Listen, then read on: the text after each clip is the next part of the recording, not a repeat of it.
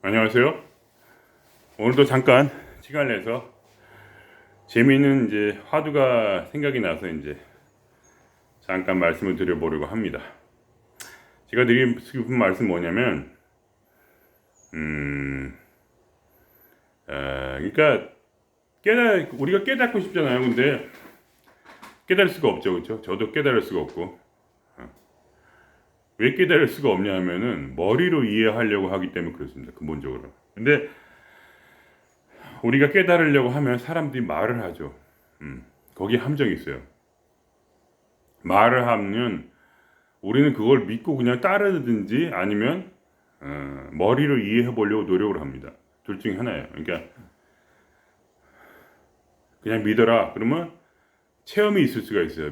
그대로 해보면 그런 방법이 있고, 다른 방법은 머리로 죽도록 이해해 보는 겁니다. 근데 결국 이제 약간씩 깨달음에 가까이 가면서 깨달음에 완전히 다가갔다는 사람은 저는 이제 부처님이나 그런 분이 있겠지만 보통은 이제 완전히 그럴 수는 없겠죠. 사람이란 게. 그래서 어느 정도 이제 깨달음을 가까이 하는 분들이 이제 유튜브에서도 말씀도 하고 하실 텐데, 그러면 그게 도대체 뭐냐? 왜 말을 하느냐? 근데 말밖에 우리가 전해줄 수가 없는 그 한계가 있습니다. 그래서 이제 그런 것을 깨달으려고 우리가 머리를 굴리는데 그 고통이 있는 거죠. 저도 그 고통을 많이 당했고, 결국은 이제 어떻게 되는 거냐면, 예를 들면 이제 불교의 간화선이란 게 있잖아요. 그죠? 그러면 부처님이 똥막대기다. 나는 누구인가. 뭐 여러 가지 화두를 잡고 생각을 합니다. 그래서 그러면 어떻게 되냐. 그러면 속에서 에너지가 이제 응축이 돼요. 그러니까 풍선이 부풀어 오르듯이 속에서 스트레스가 쌓여서, 왜냐하면 갈등을 하면은 스트레스가 쌓입니다. 어쩔 수가 없어요. 그게 사람이에요. 갈등하면 스트레스 쌓인다. 사틴가 아디아 사틴가 그분이 하신 말씀이잖아요. 비교하고 의존하면은 에너지를 소모한다. 그러니까 그런 것처럼 사람이 모르는 걸 계속 집착해가지고 알려고 하면 갈등이 쌓이고 스트레스 받고 에너지도 빠지고, 또 동시에 빠지는 동시에 에너지가 속에서 폭발할 것처럼 막 부풀어 오릅니다. 속에서 부풀어 오르니까 외면적으로는 완전히 무기력증이 빠져요. 사람이 그 내면의 고통을 해소하기 위해서 외적으로는 무기력증이 빠집니다. 무기력증이 빠진다는 게 뭐냐? 생각 그만하라는 얘기예요. 또 더 이상 하면 죽는다. 그 얘기예요. 편하게 살아라. 아무 생각 말고. 그래서 무기력증이 빠지게 되는데, 사람이 스스로를 살리기 위해서 실제로 내적으로는 에너지가 폭발할 것처럼 막 풍선이 부풀어져요.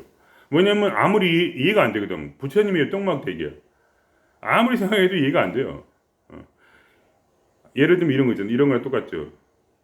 모든 것이 내 마음 가운데 있다. 내가 이 세상 속에 있는 것이 아니, 내가 이 우주 안에 있는 것이 아니라 우주가 내 안에 있다는 거를 어떻게 이해합니까? 머리로. 그죠?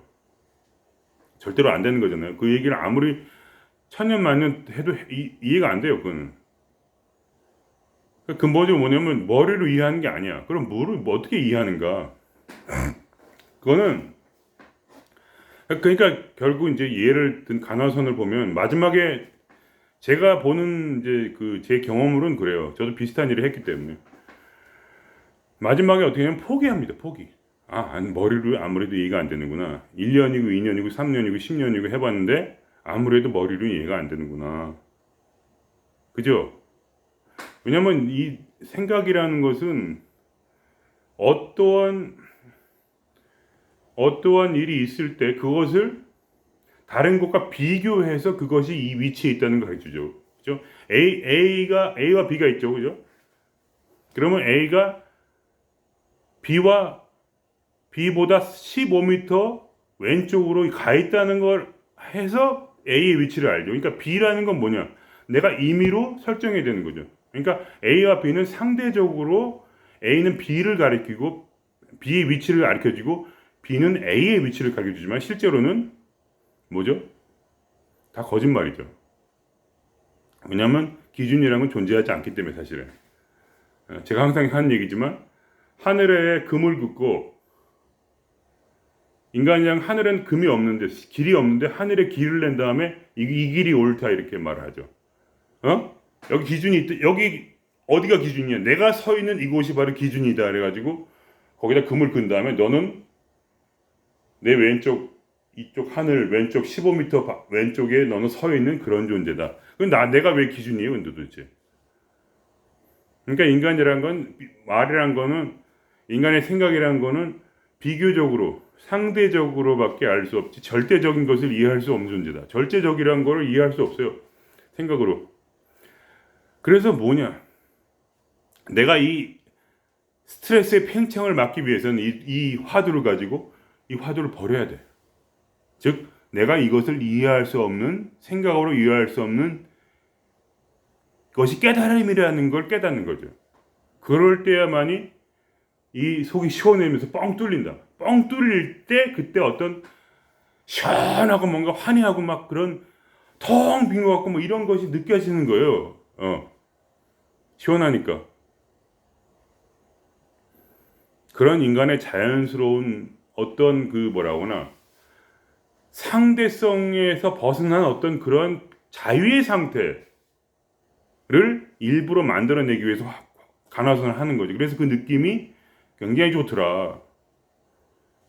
이러면서 자꾸 우리 하나씩 깨가는 겁니다. 그러니까 인간이라는 것은 우리가 깨달으려면 아직도 우리가 머리로 왜 우리가 깨닫지 못하냐 하면은 우리가 머리로 이것을 깨달았더라고 착각하고 있어요. 그게 아니라 우리가 이것을 깨달으려면은 우리가 이 착각을 완전히 벗어버려야 돼요. 즉, 내 안에는 항상 깨닫지 못하는 내가 존재할 것이라는. 그렇다면 내가 깨닫지 못하는 내가 있다면 깨닫는 나도 있겠죠. 인생이란 건 상대적이니까. 상대성 안에서 깨닫는 나와 깨닫지 못하는 나를 둘 다 수용할 때 완전히 그거를 그냥 받아들이는 거예요. 나는 깨닫지 못해.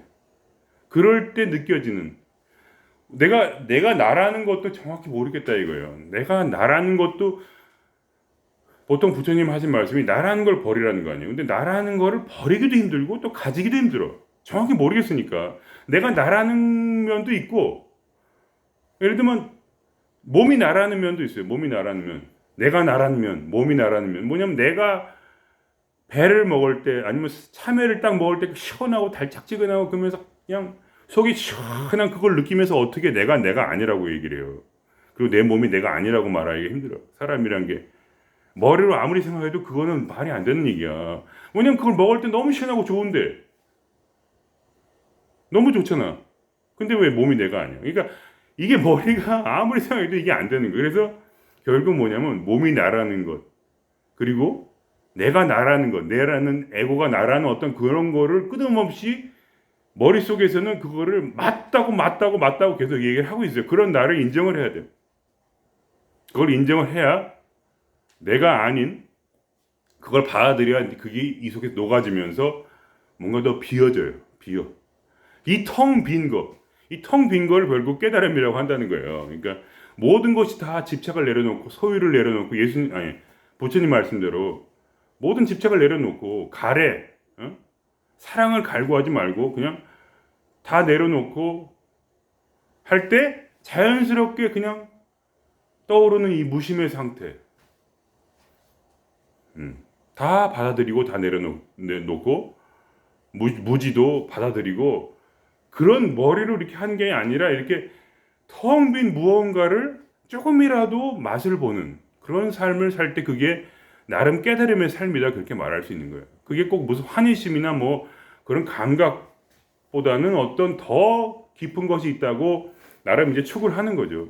그러면서 처음에는 환희심과 무슨 에너지가 시원해지고 뭐가 뻥 뚫린 것 같고 그런 느낌이 들 거예요. 그렇지만 그게 전부는 아니에요. 그죠? 그것도 하나의 느낌이죠. 그러니까 부처님 말씀은 그런 느낌에 붙잡을까봐 우리에게 이제 내가 볼 때는 견성 같은 걸 하지 말라고 했는데 실제로는 견성이라는 것은 어떤 그런 느낌을 더 지나간 차원이겠죠. 그러니까 그 느낌을 견성이라고 착각한 나도 내가 받아들여야 돼요. 다 수용할 때 모든 것이 텅 빈 마음 안에서 녹아지고 결국은 무언가가 떠오르는데 그것을 느끼는 상태, 그것을 대략적으로 깨달음이라 할 수 있겠다. 그것은 더 완전히 더 놓고 더 버리고 더 수용하고 어떤 더 내려놓는 어떤 그런 과정 속에서 서서히 드러나는 무엇일 것이다. 이렇게 저는 이제 추측을 하는 거죠. 그러면서 내가 그 실제를 경험한 그걸 느끼면서 뭔가 그것 따라서 이 세상에 막 내 삶이 바뀌고 막 그 희한한 일이 막 일어나면서 뭔가가 있긴 있구나 하면서 뭔가 계속 달려가는 어떤 그런 것이지 내가 이 머리로 이해해서 그거를 깨달아서 알아야겠다 이런 거는 안 되는 거예요. 그거를 근데 문제는 뭐냐면 이 에고라는 것은 뭐 어떻게든 깨달아가지고 알아야겠다는 내가 있어요. 그걸 인정을 해야 돼. 내가 모른다는 걸 인정해. 모르지만 끝없이 그래도 갈구하는 지적으로 갈구하는 뭔가가 있다는 것도 알아야 돼요. 그걸 받아들여야 되고 그런 과정에서 뭔가 떠오르는 무엇, 그 남은 무엇이 바로 그게 견성이다 또는 성불이다 또는 뭔가 깨달은 것이다. 그것이 무엇인지는 진짜로 더 깊이 들어가 봐야 할 거라고 저는 생각. 한 번에 깨달을 수는 없고 그렇게 가야 된다고 생각하고요. 예. 그러니까 우리가 뭐랄까 어떤 종교나 이런 게 빠지면 안 돼요. 우리가 뭔가 그 종교라는 건 항상 뭔가 설명이 많아.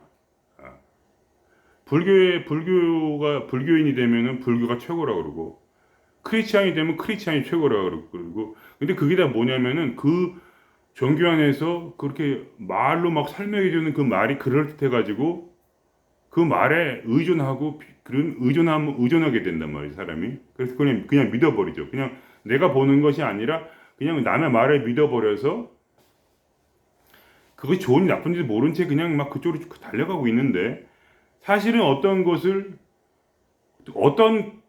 개념이 더 옳다, 이거는 틀리다 이렇게 하면서 서로 비교하는 것에 이미 거기 함정이 있어요. 거기에서 우리가 내면의 에너지를 뺏기고 삶의 갈등이 생기고 그리고 괴로워져요. 그런 게 중요한 게 아니야. 중요한 것은 뭐냐면은 내가 모든 것을 수용해서 그 속에서 내 안에서 녹여낼 수 있는 어떤 그것이 필요하고 그래서 점점 에너지를 얻어가면서 점점 이렇게 뭐라고 해야 될까 뭔가 삶도 풀리는 것도 보고 그죠?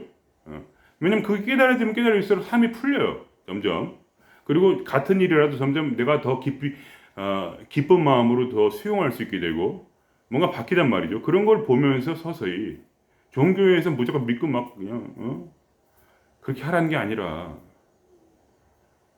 그죠? 그런 게 아니라 그렇게 종교라는 거는 보통 낮은 차원에서 믿게 돼요, 사람이. 그렇게 고차원적인 것을 뽑아내지 못하고 처음에 종교에 들어가면 계율을 지키면 뭐가 생기냐면 우월감이 생겨요. 계율을 지키는 사람이 있고 계율을 못 지키는 사람이 있거든요. 저 같은 사람은 저 계율을 잘 지키는 편이죠. 저 같은 사람은. 그래서 우월감이 생기고 못 지키면 막 나는 바보다 이렇게 되는데 못 지키는 사람이 원래 그렇게 돼 있는 사람이고 지키는 사람은 원래 그렇게 된 사람이에요. 근데 세상에 보통 종교에서 대가리 잡는 사람들은 교회를 잘 지키는 사람인데 자기가 잘나서 기율을 지킬 수 있는 게 아니고 그냥 그런 사람이에요. 체질이. 그래서 그렇게 잘 지켜서 교회나 절에서 높은 자리에 올라가고 그래서 큰 소리 치면서 교회를 망치는 게 보통 그 계율을 지키는 사람들이에요. 그러니까 종교라는 거는 굉장히 그 낮은 차원의 그런 게 있어요. 도덕적인 면들. 그런 게 무슨 큰 도움을 주는 건 아니에요. 물론 그거를 무시할 수 없죠. 살면서 그런 거를 무시할 수 없지만 그것이 무슨 대단한 뭐가 있어서 그걸 통해서 무슨 뭘 할 수 있는 건 전혀 없어요. 오히려 망치면 망쳤지. 예. 그걸 제가 종교 생활을 오래 하면서 그걸 느꼈는데 계율을 잘 지킨 사람일수록 그 집단에서 인정받는 사람일수록 문제를 많이 일으키고 보통 계율을 못 지킨 사람들은 어떻게 되냐면 나는 병신이다 이렇게 좌절감이 빠지면서 거기서 큰 소리 못 내고 그냥 이렇게 괴로워하다가 교통 종교 집단을 떠나게 돼요. 그런 사람들은 그러니까 잘난 사람들만 남고 그러니까 계율에 따라서 인간의 어떤 무슨 깨달음의 정도가 다르다고 생각을 하게 되면 어떻게 되냐면 그 집단에서 계율을 잘 지킨 사람만 남게 되고 나머지 사람들은 다 쫓겨나죠. 그럼 그게 옳은 것이냐? 전혀 그렇지 않아요. 올바른 어떤 그런 길로 가려면은 계율을 지키는 자와 계율을 못 지킨 자를 동시에 받아들여야 돼요. 계율을 잘 지킨 사람은 나중에 큰 실수를 하게 돼 있어요. 그래서 계율을 어기게 돼요. 그게 아니라 계율을 잘 지킨 사람이 되려면은 계율을 못 지킨다는 것을 또 자기가 받아들여야 돼요. 그러면은 어떤 도움이 될 수 있죠. 그래서 결국은 제가 들고 싶은 건 뭐냐면 상대적이기 때문에 모든 것은 내가 깨달을 수 있는 나도 있지만 깨닫지 못하는 나도 동시에 존재해요. 두 가지. 이 세상에서. 인간으로 살면서. 그렇기 때문에 깨닫지 못하는 나를 받아들이면 그때서야 깨달음이 오게 되는데 그것은 뭐를 깨닫는 것이 아니라 어떠한 그런 텅 빔을 인지하게 된다는 거죠. 텅 빔을 인지하는데 그게 무슨 이 머리로 되는 게 아닌데 그걸 알려면 어떻게 되냐면 머리로 죽도록 해가지고 절대로 못 깨닫는 것을 머리로는 이해로는 절대로 못 깨는 것을 알고 나서야 그때 가나선이 터지는 것처럼 그걸 자기가 완전히 폭발해가지고 아 이거 때려쳐야겠다 이럴 때 그때 뭔가가 보인다는 거죠. 그럼 우리가 뭐라고나 이 괴로운 상황에서 우리가 지금 다 전부 가나선을 하고 있는 거 비슷해요. 왜 아무리 깨달으려고 유튜브들이 막 얘기를 아무리 해도 못 알아듣겠거든. 항상 마음속에서는 그게 이해가 안 되는 나가 존재하기 때문에. 근데 우리가 그거를 지금까지 계속 부정해왔지만 이제는 받아들여라. 이해 안 된다. 그럴 때 다른 길이 열린다. 하나의 문이 닫혀야만이 다른 문이 열리게 돼 있어요. 에너지가 머리로 이해한다고 생각하기 때문에 에너지 손실을 일으켜요. 계속 빠져나가 글로 갈등하면서. 그렇기 때문에 그 에너지가 모이지 않고 그래서 다른 길이 열리지 않는 거예요. 한 문을 닫아야 돼. 닫아버려야 돼 그냥. 아 몰라. 절대 모른다. 이거를 느낄 때까지 생각을 하다 보면 언젠가는 내가 모른다는 걸 알게 되고 그때서야 뭔가 조금 다른 식으로의 인지법이 말할 수 있게 된다. 떠오르게 된다. 그거를 인지하면 그때서야 약간 맛이 좀 보여지는 거다. 뭐 이렇게 말씀드릴 수 있겠습니다. 여기서 마치겠습니다.